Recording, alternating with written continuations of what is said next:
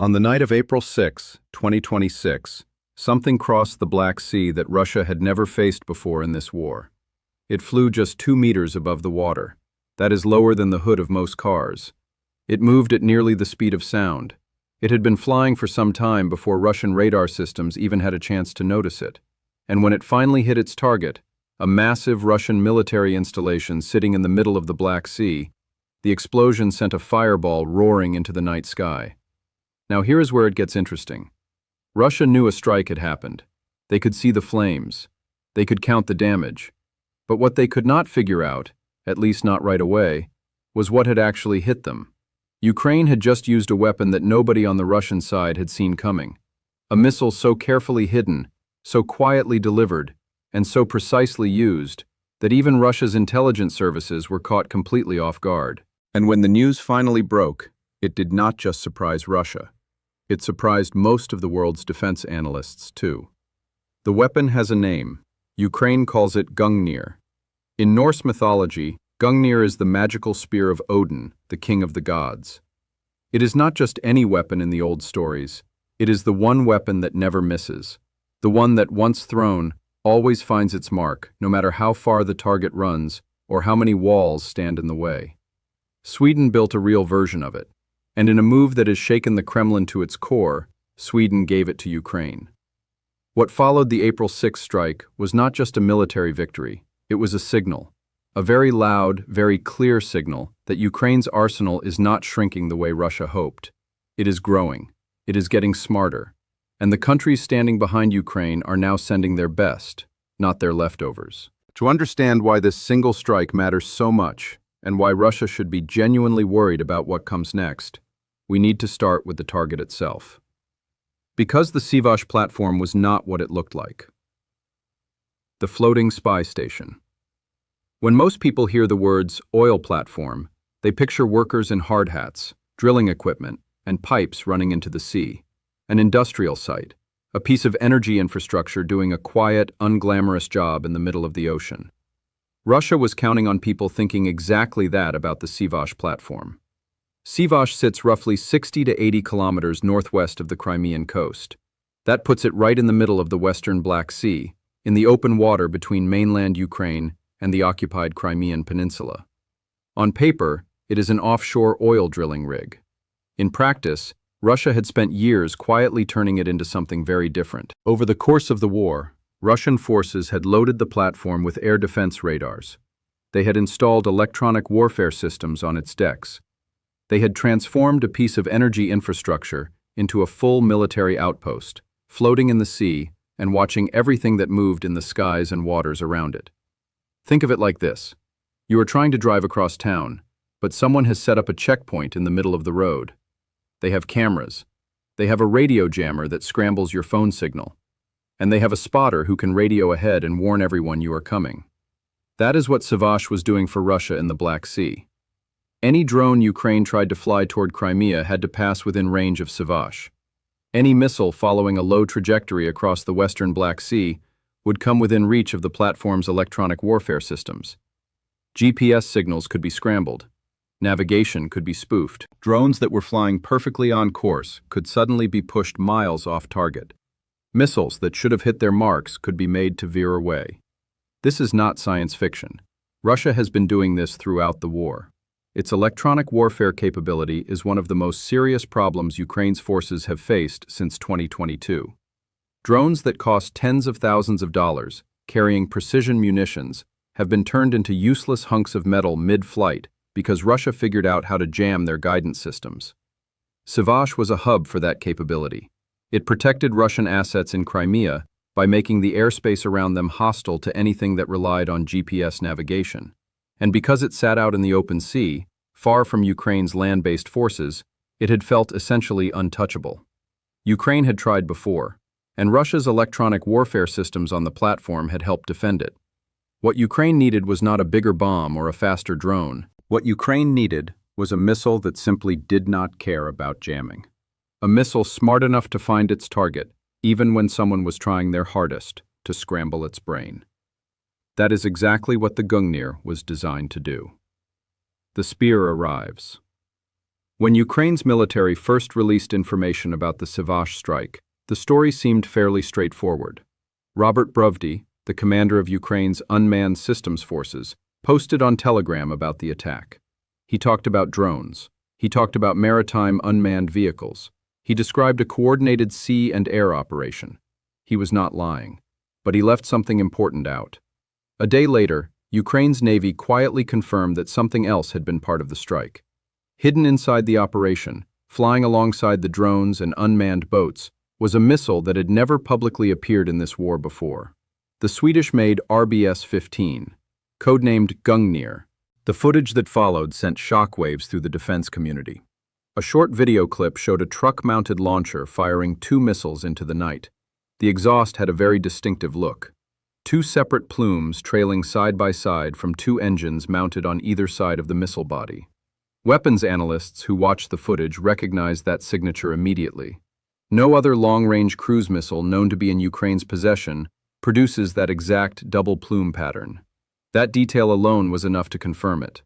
The Gungnir had made its combat debut. And then the video of impact followed. The Kiev Post reported that additional footage showed those missiles scoring direct hits against the Swedish platform. The explosions on the rig's main deck were massive. The platform that had been watching over Crimea, jamming signals and feeding targeting data to Russian air defense systems, was burning. Now here is the part that made this especially significant. The Swedish platform was loaded with electronic warfare equipment. Equipment designed to scramble GPS signals and knock incoming missiles off course. That is precisely the kind of threat that had been causing serious problems for Ukrainian strikes throughout this war. Russia has gotten extremely good at electronic warfare. It has used it to protect ships, military bases, and now offshore installations.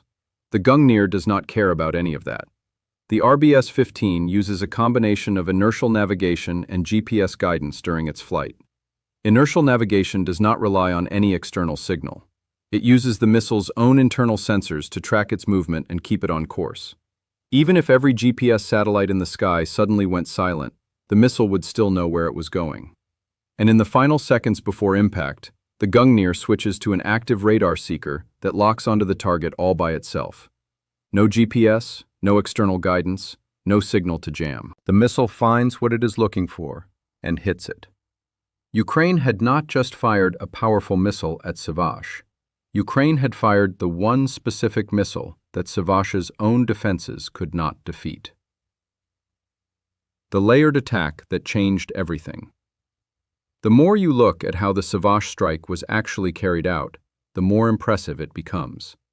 This was not Ukraine pointing a weapon at a target and hoping for the best. This was a carefully planned, multi-step operation where every part depended on the parts before it. Step 1 was the Gungnir. The missile's primary job on the night of April 6th was not simply to damage the platform. Its job was to destroy the electronic warfare systems sitting on Swedish's deck.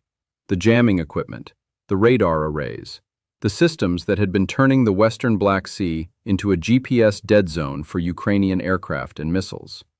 The Gungnir went in first specifically because it was the one weapon that could get through those defenses and eliminate them. Step 2 was the drones. Ukraine's naval forces had maritime unmanned vehicles already in the water, moving towards Swedish before the Gungnir even launched. They were carrying strike drones and additional munitions, but they were waiting for the electronic warfare systems to go offline.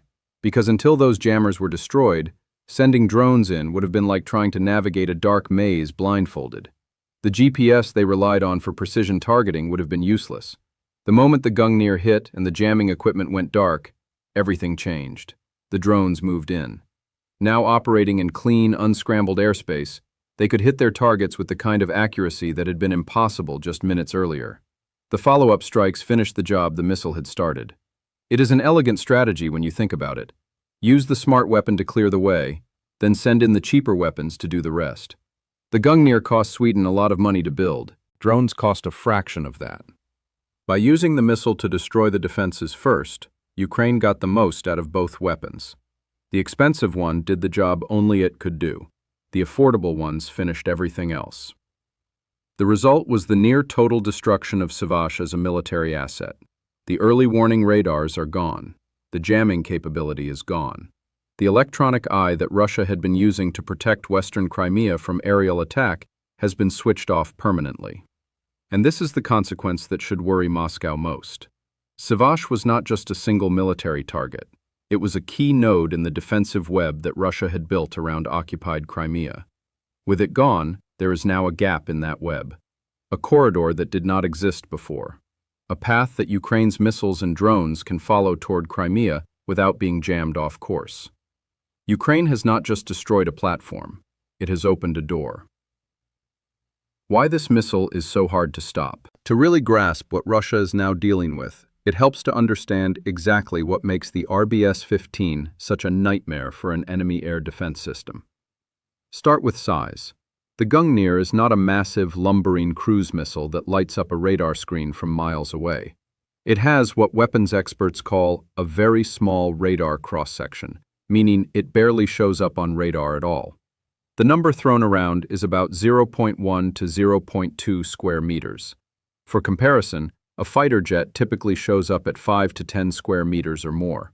A truck on a highway has a radar signature bigger than the Gungnir. It is designed to be close to invisible until it is almost already on top of you. Then there is the flight profile. The missile flies between 2 and 10 meters above the water surface. 2 meters. Think about standing at the edge of a swimming pool and looking across it. That is roughly the height at which this weapon travels at nearly the speed of sound across open ocean. Flying that low dramatically reduces the distance at which radar systems can spot it. By the time a ship's radar picks it up coming in that low and that fast, there is almost no time to react. Then there is the speed. The RBS-15 flies at somewhere between 850 and 1,000 kilometers per hour, just under the speed of sound. From the moment an air defense system detects it, there are only a handful of seconds to respond before it arrives. That is not enough time to scramble interceptors. It barely gives missile defense systems enough time to even begin a targeting solution. Then there is the guidance, which we already talked about. Inertial navigation backed up by GPS, with active radar homing at the end. Resistant to jamming, resistant to spoofing. The fire and forget system means the crew that launched it can turn around and drive away the moment it leaves the tube. No one needs to track it. No one needs to guide it. It handles everything itself. The version Ukraine is believed to have used, likely the Mark III or Mark IV, also has the ability to hit land targets, not just ships. That matters enormously for what comes next. Ukraine is not limited to using the Gungnir against vessels in the Black Sea. It can use it against coastal military installations, against radar sites, against bases on the Crimean shoreline. The missile is not a one-trick weapon. It is a tool that works across almost any maritime or coastal scenario. And here is the final piece that connects all of this together. The Gungnir can be launched from a truck. That means Ukraine does not need a warship to fire it. It does not need a fixed launch site. It can put the launcher on a truck, drive it to a position along the coast, fire the missile, and move the truck before Russia even knows the launch happened. Mobile, hidden, unpredictable, extremely difficult to target or destroy in advance. Russia now has to deal with a missile that is nearly invisible on radar, flies just above the waves, moves at close to the speed of sound, cannot be jammed, and can be launched from a vehicle parked almost anywhere along Ukraine's coastline. 2 centuries of neutrality, gone. Now we need to talk about Sweden, because the most important part of this story is not actually the missile. It is the country that built it, kept it secret, and handed it to Ukraine at exactly the right moment. For about 200 years, Sweden was one of the most neutral countries on the planet. Not neutral in the lazy sense of not having opinions. Neutral in the serious, principled, nationally committed sense. Sweden did not join World War I. It did not join World War II. For generation after generation of Swedish politicians and military planners, staying out of other countries' conflicts was the core of the national security strategy. It was not weakness. It was a deliberate choice that Sweden believed kept its people safe. 2 centuries. That is how long it lasted. Then Russia invaded Ukraine on February 24, 2022, and Sweden's 200-year policy fell apart in a matter of months. The Swedish government watched what happened in Ukraine and made a calculation very different from the one their predecessors had been making since the Napoleonic era. What they saw was not a distant conflict between 2 countries they had no stake in. What they saw was a preview. Russia had just invaded a sovereign European nation without provocation. It had done so with the stated goal of controlling that nation's territory, its government, and its future. And Sweden's neighborhood, the Baltic Sea region, was right next door. Finland, one of Sweden's closest neighbors, shares an 1,300-kilometer land border with Russia. Estonia, Latvia, and Lithuania sit along the Baltic coast just across the water. If Russia won in Ukraine, the logic of what came next was not hard to follow, and Sweden knew it. Within months of the invasion, Sweden was sending weapons to Ukraine: anti-tank systems, rifles, the RBS-17, a lighter coastal defense missile. In 2024, Sweden and Ukraine signed a deal for the RBS-15 transfer, the Gungnir, and in March 2024, Sweden officially joined NATO, ending 2 centuries of military non-alignment in a single ceremony.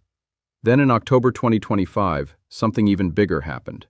Swedish Prime Minister Ulf Kristersson flew to Linköping, the city where Saab builds its aircraft and weapons, and stood next to Ukrainian President Zelensky. Together they signed a letter of intent for a deal covering up to 150 Gripen-E fighter jets for Ukraine.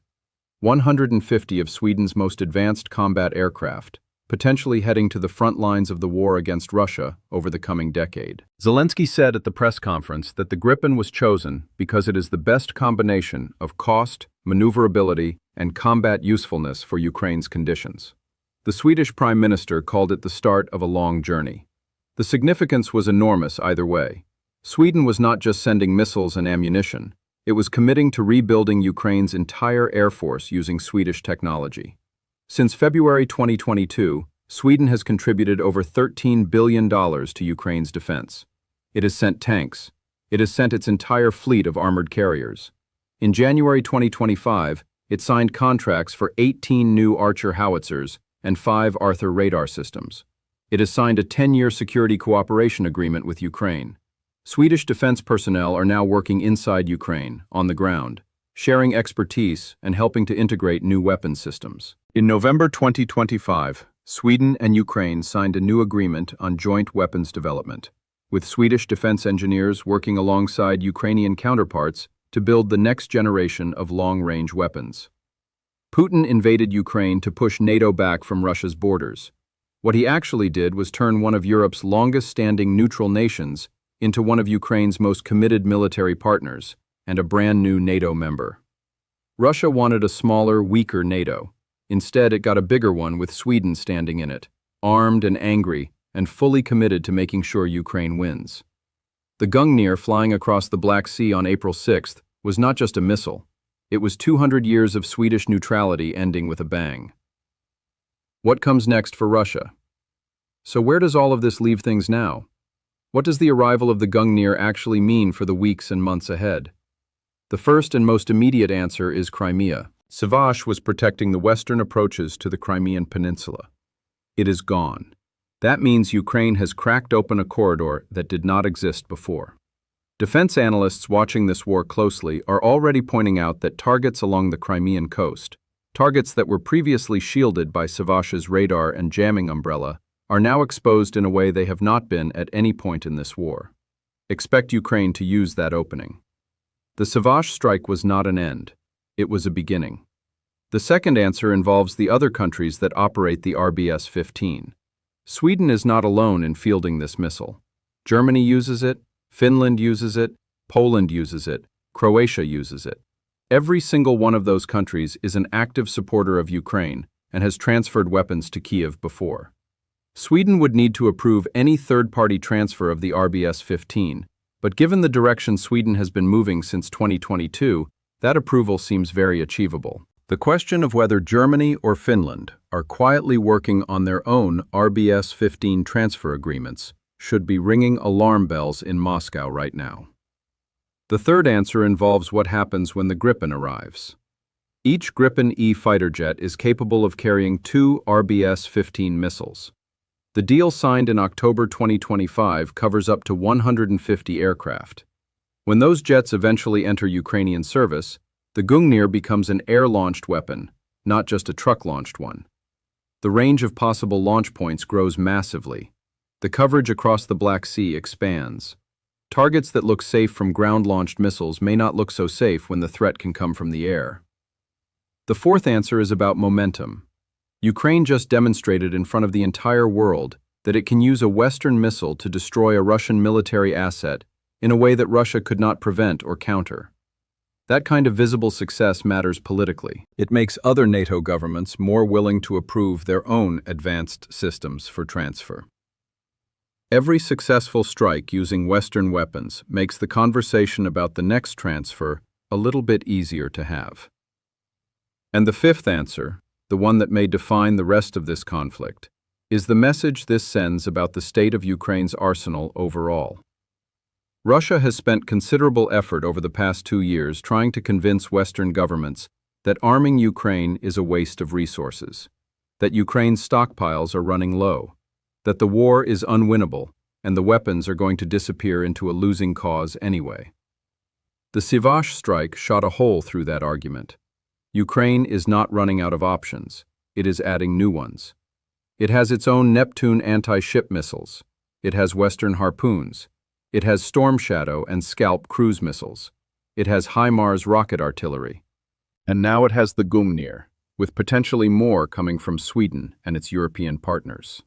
Russia is not facing a country scraping the bottom of its weapons barrel.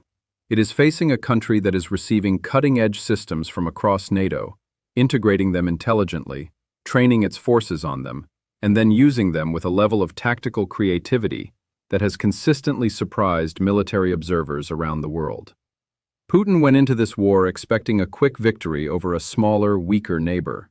What he got was a 4-year war against a country that has turned into one of the most experienced and well-armed combat forces in Europe, backed by a coalition of partners sending their best weapons and signing decade-long cooperation agreements.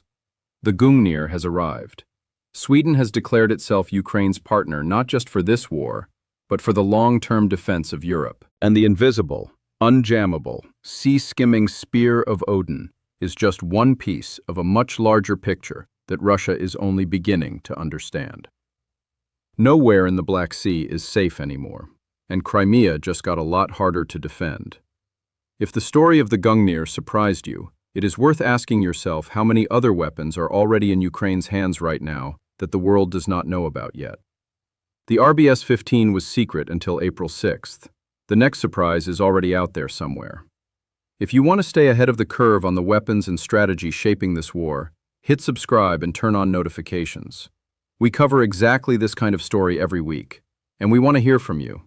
With Sweden now sending missiles, working on fighter jet deals, and developing new weapons alongside Ukraine, do you think other neutral European countries will follow Sweden's path? Drop your answer in the comments.